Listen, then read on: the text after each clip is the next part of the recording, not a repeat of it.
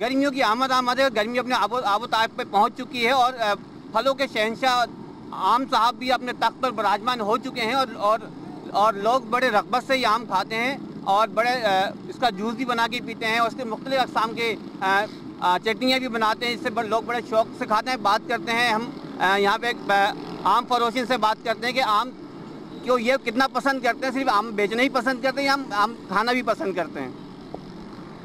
इधर लोग आम भी पसंद करते हैं, खाने भी पसंद, जूस भी ज़्यादा पसंद करते हैं। ये आम जो है ना जूस वाले के क्या किलो बेच रहे हैं आम आप इस टाइम?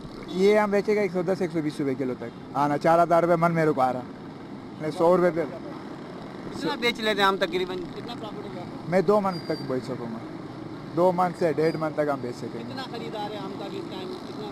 अभी तो बहुत कम है, पहले ज़्यादा था। आप आम खाते ही शौक से? शौक से लोग खाते हैं, जो बंदे आते हैं शौक से खाते हैं, बगैर शौक से नहीं खाते।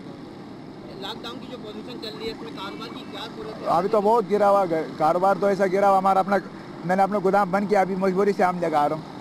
लॉकडाउन की वजह से आपको बड़ी परेशानी है? हाँ, कैसा चलता है? बस ये 10-20 रुपये के लिए चला रहा हूँ।